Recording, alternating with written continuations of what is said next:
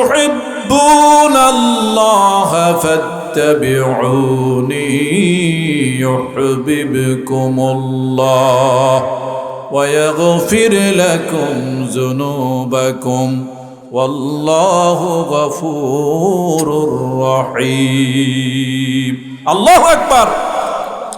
আল্লাহ তাআলা বলেন, কুল আমরের সিগা, ও নবী আপনি বলেন, আমার বান্দাবান্দিকে আপনি জানিয়ে দেন, আমার বান্দাবান্দিকে আপনি জানিয়ে দেন, ও আল্লাহর বান্দাবান্দিরা, ইন কুনতুম তুহিব্বুনাল্লাহ, যদি তোমরা আল্লাহকে ভালোবাসতে চাও।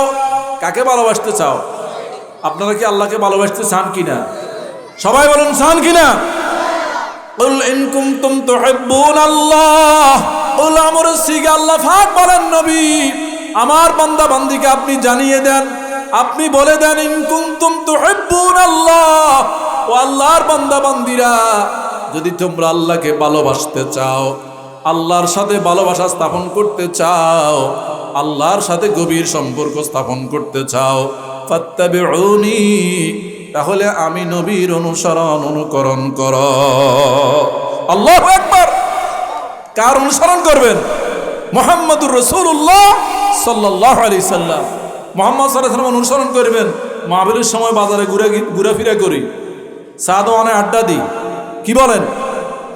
হযরত ওমরের মতো সাহাবী, ওমরের মতো সাহাবী, ইন্না ওমরা ক্বালা ইয়া রাসূলাল্লাহ লা আনতা আহাব্বু ইলাইয়া মিন কুল্লি শাইইন ইল্লা নাফসি।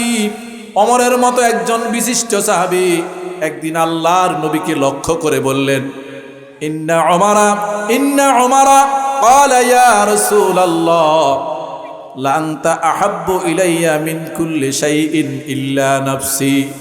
ওমরের মতো সাহাবী আল্লাহর নবীকে লক্ষ্য করে বললেন, ইয়া রাসূলাল্লাহ, ইয়া হাবিবাল্লাহ, ওমরের জীবন ব্যতীত ওমরের কাছে আর যা কিছু আছে সব কিছুর চাইতে ওমর আপনাকে ভালোবাসে। সুবহানাল্লাহ বলেন। আপনারা কি কবরস্থানে নিয়ে বসে রয়েছেন? তো সুবহানাল্লাহ কইতে অসুবিধা কোথায়? সুবহানাল্লাহ বলেন। ওমর বললেন, ওমরের মতো একজন বিশিষ্ট সাহাবী নবীজিকে লক্ষ্য করে বললেন, ইয়া রাসূলুল্লাহ, ইয়া হাবিবাল্লাহ, ওমরের জীবন ব্যতীত ওমরের কাছে আর যা আছে সব কিছুর চাইতে ওমর আপনাকে বেশি মহব্বত করে। একমাত্র কি ব্যতীত? জীবন ব্যতীত। কি ব্যতীত? জীবন ব্যতীত। আমরা তো নেতারে মহব্বত করি যে নেতার জন্য জান প্রাণ যা আছে সব দিয়া, কিন্তু মারপিটের সময় আশপাশেও নাই। কথা কি বুঝেন নাকি? এক প্রভাবশালী লোকের গুলি করে হত্যা করা হয়েছে। লোকেরা তার গার্ডকে জিজ্ঞাসা করলো, তোমাদের মতো গার্ড থাকার পরে তাকে কিভাবে গুলি করে হত্যা করা হয়েছে? যারা তার গার্ড ছিল তারা বলল, আমরা তো তার বডি গার্ড, এই জন্য গুলি করে তাকে হত্যা করা হয়েছে। আমরা তো তার বডি লই আছি, আমরা তো বডি গার্ড, আমরা তো রু গার্ড ন। রুহের কোনো গার্ড আছে নাকি যে আমরা বডি গার্ড? এখনো তো আমরা বডি লই আছি। আল্লাহু আকবার। ওমর বললেন, ইয়া রাসূলুল্লাহ, ওমরের জীবন ব্যতীত আর যা আছে, পরিবার পরিজন ধন সম্পদ যা কিছু আছে সব কিছুর চাইতে ওমর আপনাকে ভালোবাসে। আল্লাহর নবী বললেন, ক্বালা ওয়াল্লাযী নাফসি বিয়াদিহি হাত্তা আকুনা আহাব্বা ইলাইকা মিন নাফসিক।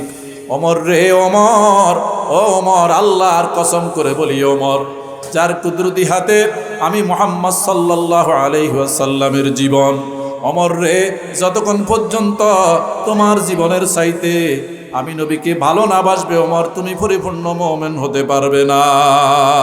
আল্লাহু আকবার। নবীজি বললেন, ক্বালা ওয়াল্লাযী নাফসি বিয়াদিহি, ওমর, আল্লাহর কসম, যার কুদরতি হাতে আমি মুহাম্মদ সাল্লাল্লাহু আলাইহি সাল্লামের জীবন, হাত্তা আকুনা আহাব্বা ইলাইকা মিন নাফসিক। ওমর, ওমর, তুমি তোমার পরিবার পরিজনের চাইতে আমাকে মহব্বত করো, ঠিক আছে ওমর। ওমর রে, যতক্ষণ পর্যন্ত তোমার জীবনের চাইতে, তোমার প্রাণের চাইতে আমি নবীকে ভালো না বাসবে ওমর, ততক্ষণ পর্যন্ত তুমি পরিপূর্ণ মুমিন হতে পারবে না। আল্লাহু আকবার। इश्क महबूब खुदा जिस दिल में हासिल नहीं, लाखों मोमिन हो मगर ईमान में कामिल नहीं। এই কথা শোনার পরে ওমর চুপচাপ হয়ে গেলেন, ওমর চুপচাপ হয়ে গেলেন, ওমর শব্দহীন হয়ে পড়লেন। ফাকালা ওমর, এবার কিছুক্ষণ চুপ থাকার পরে ওমর বললেন, ফাকালা ওমর, ওমর বললেন, ফাইন্নাকাল আন ওয়াল্লাহি আহাব্বু ইলাইয়া মিন নাফসি।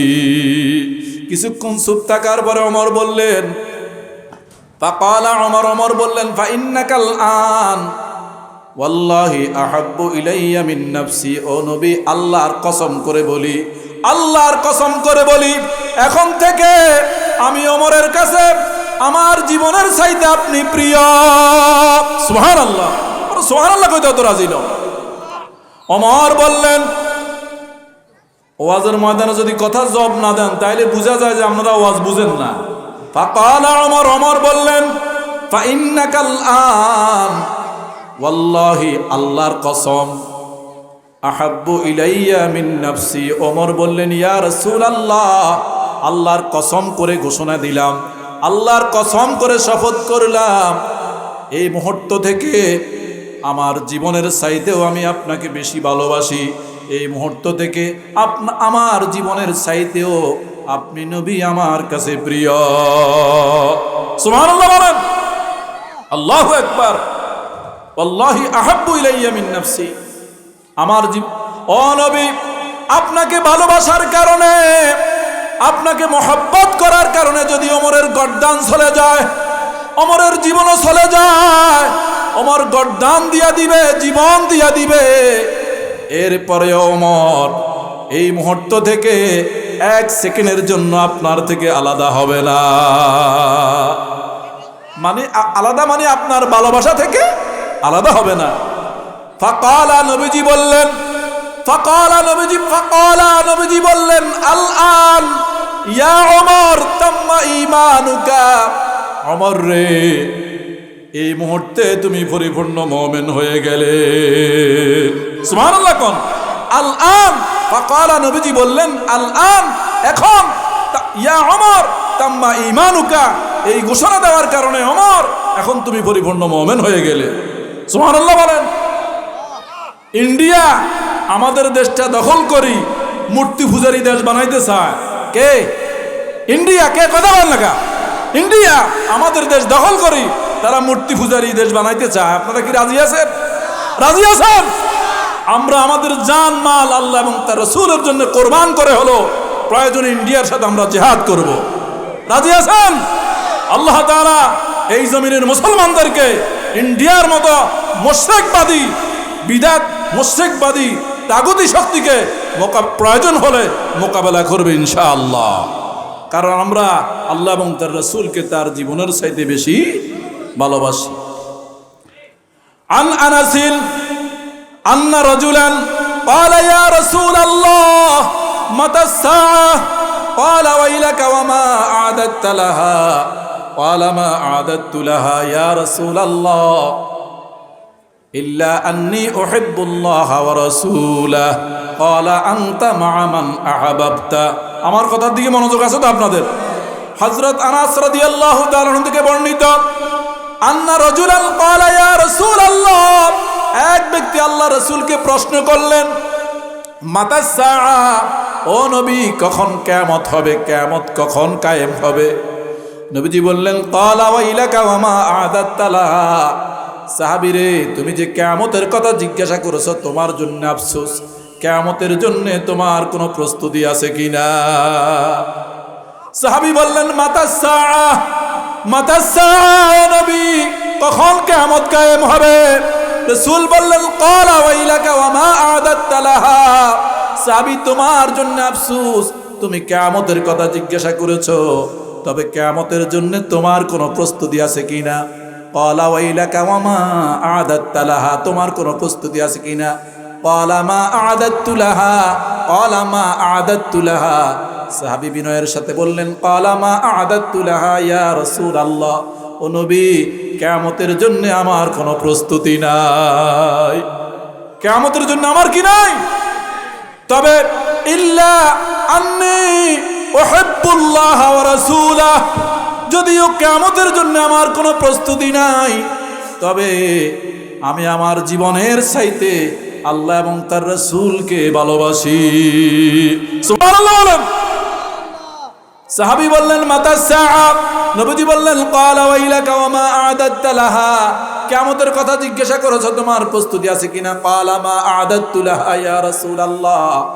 সাহাবী বললেন আমার কোনো প্রস্তুতি নাই, তবে ইল্লা আন্নী উহিব্বুল্লাহ ওয়া রাসূলা, যদিও কিয়ামতের ব্যাপারে কোনো প্রস্তুতি নাই, তবে আল্লাহ এবং তার রাসূলকে আমি আমার জীবনের চাইতে ভালোবাসি।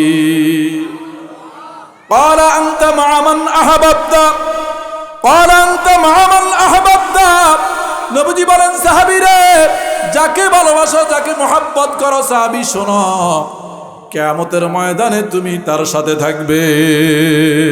সুবহানাল্লাহ কইতেন না? قال أنت مع من أحببت, নবীজি বলেন সাহাবীরে, যাকে ভালোবাসো, যাকে মহব্বত করো, যার সাথে তোমার গভীর সম্পর্ক, সাহাবীরে কিয়ামতের ময়দানে তুমি তার সাথে থাকবে। যদি সত্যিকার ভাবে আমি রাসূলকে ভালোবাসো, তাহলে অবশ্যই তুমি সাহাবী কিয়ামতের ময়দানে আমার সাথে থাকবে, সব জায়গায় আমার সাথে থাকবে, ফুলসিরাতে, মিজানে, সব জায়গায়, এবং কি আমি নবীর সাথে জান্নাতে থাকবে। সুবহানাল্লাহ। রাসূলের সাথে জান্নাতে থাকতে রাজি আছেন তো? আমরা এমন নেতারে মহব্বত করি যে এই নেতা নামাজ কি কয়, এটা নামাজ কি কাকে বলে এটাও জানে না। আমাদের মহব্বত হতে হবে কার জন্যে? আল্লাহ এবং তার রাসূলের জন্যে। উহুদের ময়দানে এক মহিলার স্বামী শহীদ হয়েছে, আপন পিতা শহীদ হয়েছে, আপন ভাই শহীদ হয়েছে। সাহাবায়ে কেরাম যখন উহুদের ময়দান থেকে ফিরে এসে মদিনায় আগমন করলেন, মহিলাকে সংবাদ দেওয়া হলো, ও মহিলা, উহুদের ময়দানে তোমার স্বামী, তোমার ভাই, তোমার পিতা শহীদ হয়েছে। মহিলা বললেন, রাসূলের সাহাবীরা, আমার পিতা, আমার ভাই, আমার স্বামী উহুদের ময়দানে শহীদ হয়েছে, আল্লাহর জন্য জীবন কোরবান দিয়েছে। আগে তোমরা আমাকে বলো বিশ্ব নবী জীবিত আছে কিনা। আল্লাহু আকবার। মহিলা এই কথা বলে, সাহাবীরা বললেন রাসূলুল্লাহ জীবিত আছে। সাহাবীরা জবাব দিলেন আল্লাহর রাসূল জীবিত আছে। এরপরেও মহিলা স্বাভাবিক থাকতে পারলেন না, স্থির থাকতে পারলেন না। মহিলা রাসূলকে দেখার জন্য পেরেশান হয়ে গেলেন, খোঁজাখুঁজি শুরু করে দিলেন। অনেক খোঁজার পরে আল্লাহর নবীর সাক্ষাৎ পাওয়ার সাথে সাথে মহিলা বললেন, ইয়া রাসূলুল্লাহ, ইয়া হাবিবাল্লাহ, উহুদের ময়দানে আমার স্বামী, আমার পিতা, আমার ভাই জিহাদের উহুদের ময়দানে শহীদ হয়েছে। আল্লাহর এবং তার রাসূলের জন্য জানমাল কোরবান করে দিয়েছে। আমার পিতা, আমার স্বামী, আমার ভাই শহীদ হয়েছে। আমার আফসোস নাই, কেননা আল্লাহর রাসূল জীবিত আছে। আল্লাহু আকবার। ইশক মাহবুবে খোদা, इश्क महबूब खुदा जिस दिल में हासिल नहीं, लाखों मोमिन हो मगर ईमान में कामिल नहीं। আল্লামা দেলোয়ার হোসেন সাইদী রহমতুল্লাহ আলাইহি বিগত জালেম সরকারের সাথে শস্য পরিমাণ কোনো আপোষ করেন নাই। করছে নাকি? নির্দোষ নিরপরাধ একজন মানুষকে 13 বছর জেলখানায় বন্দী করে রেখে তারা ইনজেকশনের মাধ্যমে শহীদ করে দিয়েছে।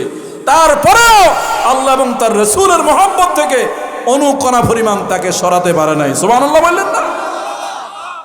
এই মর্দে মুমিন, মর্দে মুজাহিদ আজ থেকে 20 বছর আগে বলেছেন বাংলাদেশের আকাশে গাঢ় কালো মেঘ দেখা যাচ্ছে।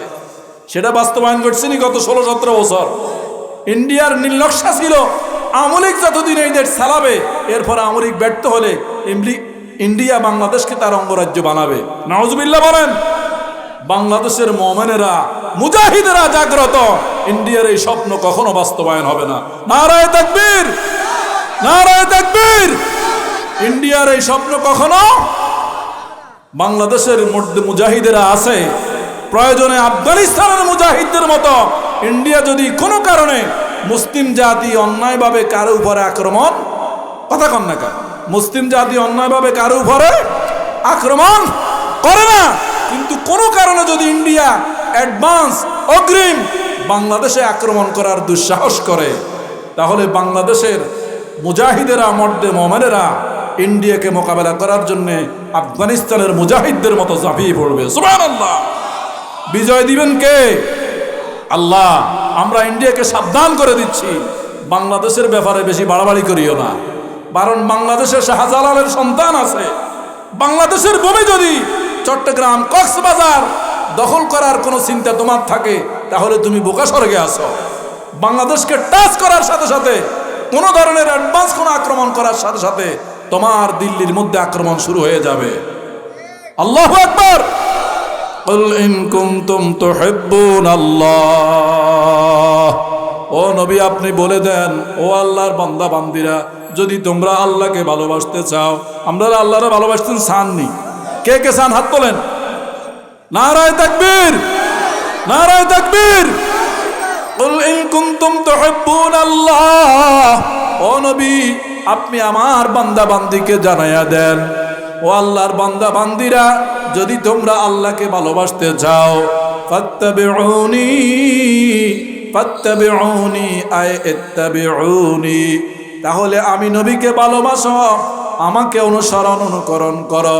ইউহিব্বুকুমুল্লাহ, যদি আমার অনুসরণ করো, অনুকরণ করো, আল্লাহ অবশ্যই তোমাদেরকে ভালোবাসবে।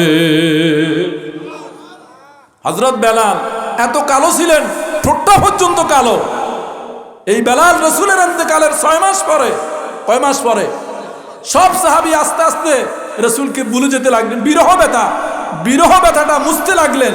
ইন্তেকালের 6 মাস হয়ে গেল, কিন্তু বেলাল রাসূলুল্লাহর বিরহ ব্যথা মুছতে পারেন না। রাসূলের কথা মনে পড়লে বেলাল হাউমাউ করে কাঁদতে থাকেন। ইন্তেকালের 6 মাস হয়ে গেল। বেলাল খলিফাতুল মুসলিমিন আবু বকরের কাছে এসে বললেন, ও খলিফাতুল মুসলিমিন, আমি বেলাল, নবীজি ইন্তেকাল করলেন, 6 মাস হয়ে গেল, আমার আর মদিনা থাকতে মন চায় না, আমি আর মদিনা থাকবো না, আমাকে অনুমতি দেন, আমি সিরিয়ায় চলে যাব। গাঁটটি বেঁধে, পুটলা বেঁধে খলিফাতুল মুসলিমিন আবু বকর বেলালকে অনুমতি দিয়ে দিলেন। বেলালকে অনুমতি দিয়ে দেওয়া হলো। হযরত আবু বকর বেলালকে অনুমতি দিলেন। বেলাল গাঁটটি বেঁধে, গাঁটটি ছিলেন তো, পোটলা বেঁধে সিরিয়ায় রওনা হয়ে গেলেন। সিরিয়ার দামেস্কের মধ্যে 6 মাস হযরত বেলাল বসবাস করলেন। 6 মাস যখন পার হয়ে গেল, এবার বেলাল বিশ্ব নবীকে স্বপ্ন দেখে। 6 মাস পার হয়ে যাওয়ার পরে, সিরিয়ার দামেস্কের মধ্যে 6 মাস পার হয়ে যাওয়ার পরে বেলাল বিশ্ব নবীকে স্বপ্ন দেখে। নবীজি বলেন, বেলাল, ও বেলাল, ওমর, আবু বকর, উসমান, আলী, আমি রাসূলের রওজার সামনে এসে আমাকে সালাম দেয়। বেলাল রে, প্রত্যেক দিন, ও বেলাল, প্রত্যেক দিন ওমর, উসমান, আলী আমার রওজার সামনে এসে আমাকে সালাম দেয়। বেলাল, তুমি কেন আমার রওজার সামনে এসে আমাকে সালাম দাও না? আল্লাহু আকবার বললেন না? ও বেলাল, ওমর, উসমান, আলী, আবু বকর আমার রওজার সামনে এসে আমাকে সালাম দেয়, তুমি কেন আমার রওজার সামনে এসে আমাকে সালাম দাও না? আমার কথা দিকে মনোযোগ আছে তো? ও বেলাল, ও বেলাল শোনো, ও বেলাল শোনো, আমার কাছে তুমি না থাকার কারণে গোটা মদিনাটা অন্ধকার মনে হয়। আল্লাহু আকবার, আল্লাহু আকবার। ও বেলাল, তুমি মদিনায় না থাকার কারণে আমি নবীর কাছে গোটা মদিনা অন্ধকার মনে হয়। এই স্বপ্ন দেখার পরে হযরত বেলাল আর স্থির থাকতে পারলেন না। গাঁটটি বেঁধে, পুটলা বেঁধে বেলাল মদিনায় চলে আসলেন। বেলালকে দেখার সাথে সাথে সমস্ত সাহাবা একরাম খুশি হয়ে গেলেন। বললেন, বেলাল একটু আজান দেন। বেলাল বললেন, যেখানে নবীজিকে সরাসরি দেখা যায় না, আমি সেখানে আজান দিতে পারবো না, আমি আজান দিতে পারবো না। সবাই অনুরোধ করলেন, বেলাল বললেন, না, আমাকে অনুরোধ করিও না, আমি আজান দিতে পারবো না, আমাকে অনুরোধ করো না, আমি আজান দিতে পারবো না। ইমাম হাসান হুসাইন বললেন, বেলাল নানাজি থাকতে যেইভাবে আজান দিতেন আরেকবার সে আজান দেন।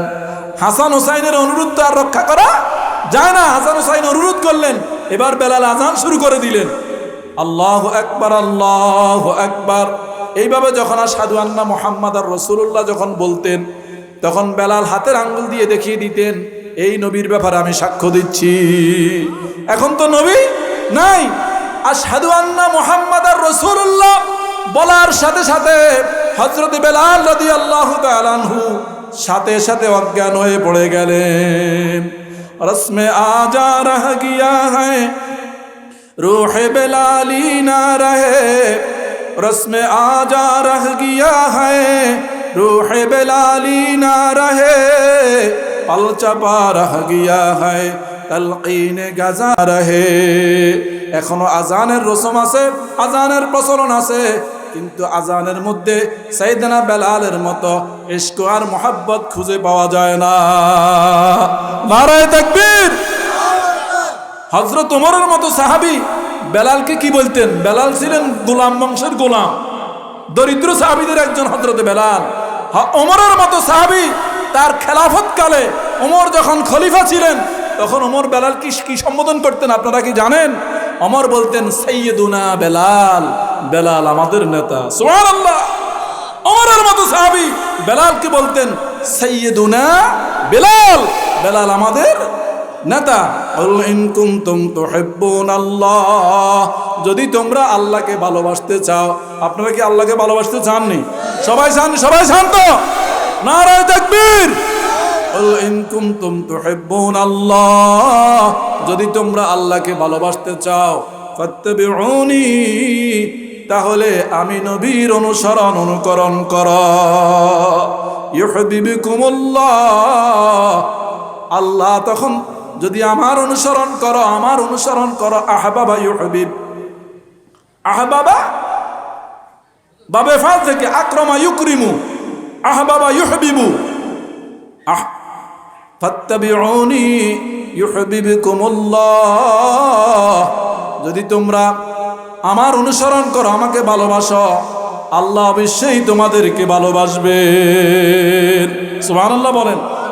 আমি যে কথাগুলি বললাম, আমার কথা কি আপনারা বুঝতে পেরেছেন?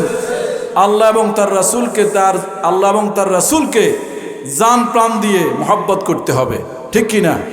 আহবাবা ইউহিবু, ইহবাবুন মাসদার বাবে ফাল থেকে আকরামা ইউকরিমু, অর্থাৎ আপনি যদি রাসূলকে অনুসরণ করেন, রাসূলকে ভালোবাসেন, ইউহিব্বুকুমুল্লাহ, আল্লাহ আপনাদেরকে কি করবেন? রাসূল বলেন ফাত্তাবিউনি, আমার অনুসরণ করো, ইউহিব্বুকুমুল্লাহ, তাহলে আল্লাহ তোমাদেরকে কি করবেন? ভালোবাসবেন। আল্লাহ এবং তার রাসূলকে আমাদেরকে জান প্রাণ দিয়ে ভালোবাসার তৌফিক দান করুন। আমিন। আমা আলাইনা ইল্লাল বালাগ। আসসালামু আলাইকুম ওয়া রাহমাতুল্লাহি ওয়া বারাকাতুহু।